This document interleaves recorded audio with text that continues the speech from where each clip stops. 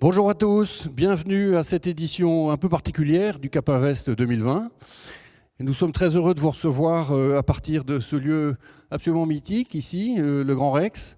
Date anniversaire puisque ce Grand Rex a été inauguré le 8 décembre 1932. Et nous sommes très heureux de fêter cet anniversaire avec l'équipe dirigeante de ce théâtre extraordinaire et qui est un théâtre d'entrepreneurs, dirigé par une famille, la famille Hellman, qui nous accueille aujourd'hui, que nous remercions. Et nous sommes tout à fait dans les valeurs de l'entrepreneuriat ici avec vous. Alors 2020, une année, chacun s'en souviendra, avant 2020, après 2020.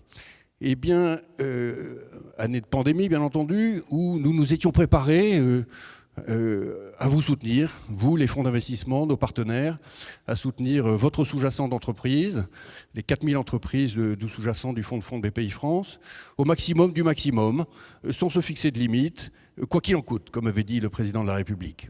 Je crois que c'est ce que nous avons fait. Je suis content de pouvoir vous dire que dans 15 jours, nous battrons à nouveau notre record de déploiement en fonds de fonds, avec à nouveau, en 2020, un déploiement de 1 milliard d'euros dans nos fonds partenaires. Aujourd'hui, vous savez, nous finançons, nous soutenons, nous accompagnons 160 équipes et 420 fonds. Nous avons, depuis 2013, le temps passe vite, n'est-ce pas, déployé 6,5 milliards d'euros dans les fonds français. C'est absolument considérable. Depuis 3 ans, nous sommes au milliard tous les ans. Alors, l'extraordinaire, c'est que nous puissions le faire. Il y a en France cette institution phénoménale, finalement, à l'échelle de ce qui existe dans d'autres pays, et c'est le gouvernement qui nous a permis de la déployer, c'est la BPI. Elle permet donc de déployer maintenant 1 milliard d'euros par an, et près de 7 milliards d'euros depuis 2013. Cette année aurait pu être une année terrible pour les fonds. Les levées auraient pu s'interrompre complètement. Il n'en a rien été. Nous avons eu la crainte, évidemment, au début, que des levées significatives seraient considérablement ralenties. Et nous avions décidé, par avance, qu'exceptionnellement, en 2020, nous porterions notre ratio d'emprise, quand c'était nécessaire, bien entendu, à 30%. Eh bien, nous l'avons fait à plusieurs reprises. À plusieurs reprises, il a été nécessaire que BPI-France monte à 30% de la levée, notamment dans des fonds de venture, bien entendu, ou dans des fonds de capital développement régional, pour que la levée s'accomplisse et que le déploiement du capital puisse se faire. Nous avons également tout de suite pensé qu'un certain nombre d'entreprises, notamment les start-up, verraient leur levée interrompue elles-mêmes. Parfois par une forme d'angoisse de la part des fonds partenaires qui s'apprêtaient à les soutenir. Nous avons donc créé un produit qui s'appelle le French Tech Bridge, qui a connu un très très grand succès. Nous avons déployé à peu près 150 millions d'euros et nous avons encore un pipeline en cette fin du mois de décembre qui est tel que nous allons probablement décaler de quelques semaines la clôture de ce fonds. Nous avons tout de suite, chez BPI France, voulu vous encourager, vous, nos fonds partenaires, à déployer le capital, continuer de le déployer, et au fond entendre ce que nous disions sans cesse, sur les ondes en particulier, à savoir que c'était une crise sanitaire, que ça n'était pas une crise économique, que donc c'était un intermède cruel, mais que c'était une sorte de nuage qu'il fallait traverser, au fond, à pleine vitesse. Parce qu'à la sortie du nuage, il n'y avait ni abîme, ni mur. Et donc, nous avons inventé des produits de co-investissement à vos côtés, que ce soit chez Benjamin Paterno, dans la direction du fonds de fonds, un produit de co-investissement passif à vos côtés, ou bien dans nos activités d'investissement direct, un produit de co-investissement, on va dire kilométrique, là aussi à vos côtés, de manière à encourager le déploiement du capital. Bon, à la fin de l'année 2020, les levées des entreprises françaises, en particulier des start-up, battent à nouveau des records. Donc quelque chose s'est passé. De l'ordre de la psychologie collective, tout le monde a compris que la Terre continuait de tourner et qu'il était plus que jamais impératif de soutenir les entrepreneurs et de préparer l'avenir. À la fin de l'année 2020, nous aurons à nouveau battu un record dans le venture en termes de levée des entreprises de technologie. Nous serons à plus de 5 milliards d'euros. Donc à plus que l'exercice 2019. C'est extraordinaire. Ça signifie que la poudre sèche qui est disponible aujourd'hui sur le marché français pour inventer la France de 2030 est tout à fait considérable.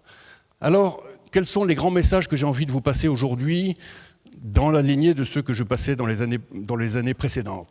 Le premier, c'est toujours le même, j'ai envie de dire, voyez grand et voyez de plus en plus grand. Pour une raison très simple, qui est que nos partenaires et concurrents voient quant à eux beaucoup plus grand qu'il y a 2 ou 3 ans. Moi, je suis frappé dans les négociations que nous menons, dans nos investissements directs, par la capacité d'intervention des grands fonds, notamment atlantiques, sur des volumes absolument considérables, à des moments de la vie de l'entreprise de plus en plus early, comme on dit, et dans une confiance dans l'avenir qui est encore un objectif pour la plupart de nos investisseurs aujourd'hui.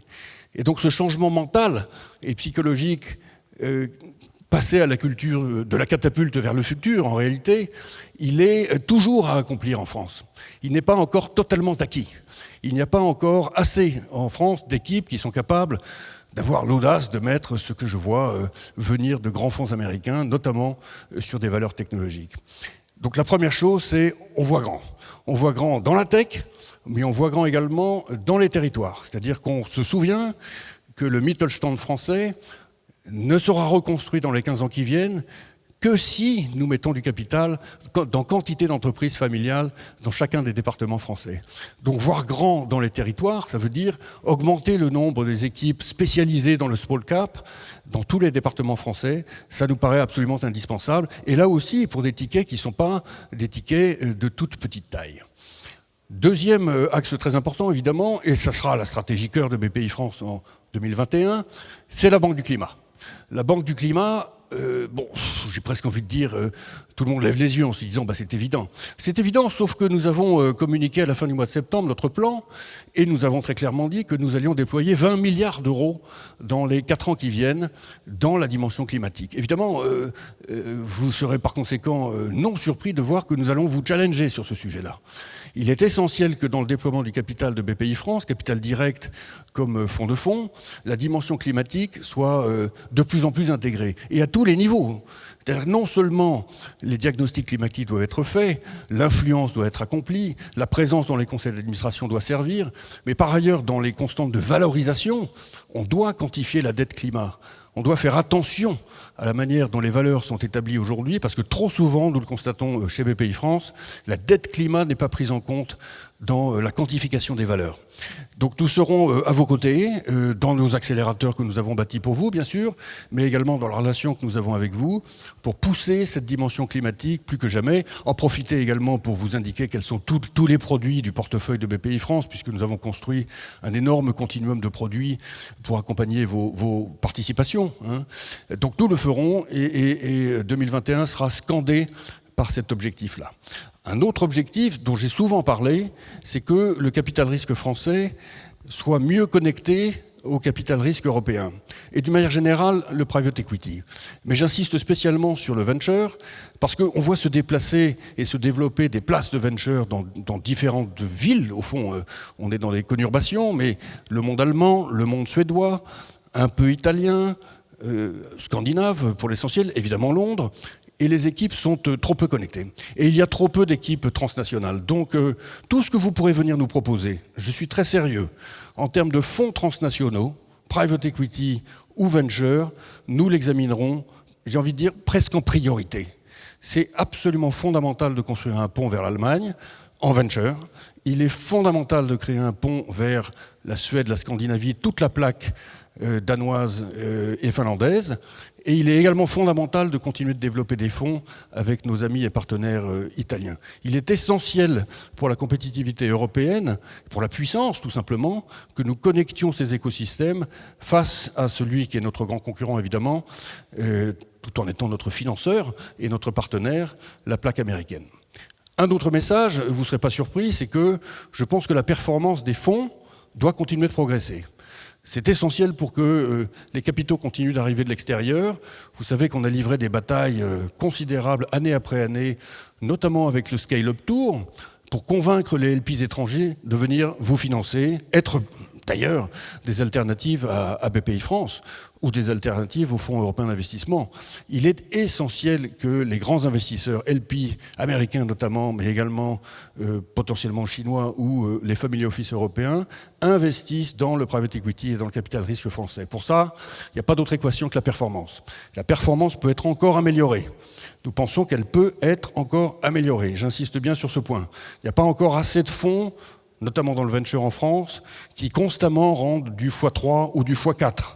Et c'est ça qui fait la réputation d'une place. Aujourd'hui, la place de Paris, la place française, elle a quasiment 40% de part de marché dans le venture européen. Les gens ne le savent pas. Ils ne le savent pas parce que nous n'avons pas encore ces performances héroïques constantes. Donc, un message important, poursuivons dans cette direction-là. Voilà. Bon, je ne vais pas m'étendre sur toutes sortes d'autres idées que nous pouvons avoir chez BPI France. Nous avons une tâche importante en ce moment, qui est de poursuivre le déploiement de notre plan 1200. Comme vous savez, nous avons décidé de déployer plus d'1 milliard d'euros de capital dans 1200 entreprises aussi rapidement que possible. Donc c'est un challenge de rapidité que nous nous sommes fixés. L'idée, c'était de faire 100 tickets par mois pendant 12 mois. Voilà, et de répondre aux besoins de fonds propres exprimés par les entreprises pendant la crise du Covid de la manière la plus spontanée et rapide possible, en simplifiant les process, en simplifiant les produits, etc. Nous sommes à la manœuvre et nous allons dans cette direction-là, je pense, d'ici, ça ne sera peut-être pas 12 mois, mais ça sera probablement plus. En tout cas, ça se fera dans le courant de l'année 2021. Je veux également, dans le temps qui m'est imparti, vous rappeler que nous avons, je pense, accompli tous ensemble une forme de révolution en 2020 avec la création du produit BPI France Entreprise 1. Et ce produit-là, qui est un produit qui consiste à faire du retail de private equity et de venture, n'avait jamais été créé et inventé nulle part ailleurs au monde. Nous allons le faire tous les ans.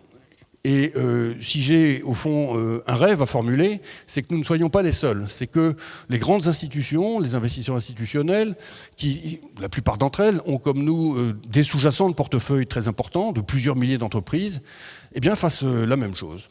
Alors pas forcément exactement au même moment, mais donne la possibilité aux Français, pour des tickets qui sont des tickets relativement abordables, vous savez que le ticket de BPI France Entreprise 1, c'est 5 000 € pour démarrer, la possibilité d'avoir accès à la seule classe d'actifs rentable du moment. Et évidemment, je la salue, puisque c'est vous qui en êtes à la source, c'est-à-dire le private equity. Voilà, donc grande révolution. Je ne peux pas vous donner de chiffres précis, bien entendu, mais enfin, je peux quand même vous dire que le produit se place bien et on peut le classer dans la colonne des succès de BPI France en 2020. Voilà ce que je voulais vous dire rapidement. Je vais passer la parole à Benjamin Paterno, qui, après une vidéo qui va vous être présentée et qui est bourrée de chiffres dont je suppose que certains d'entre vous les connaissez déjà, vous prendrez des notes et vous aurez les moyens ensuite de lui poser toutes sortes de questions. Voilà, je vous souhaite une excellente après-midi en compagnie d'un plateau prestigieux, de grands témoins, tous hyper successful, évidemment. C'est pour ça qu'on les a choisis et c'est pour ça qu'on les aime. Je vous remercie.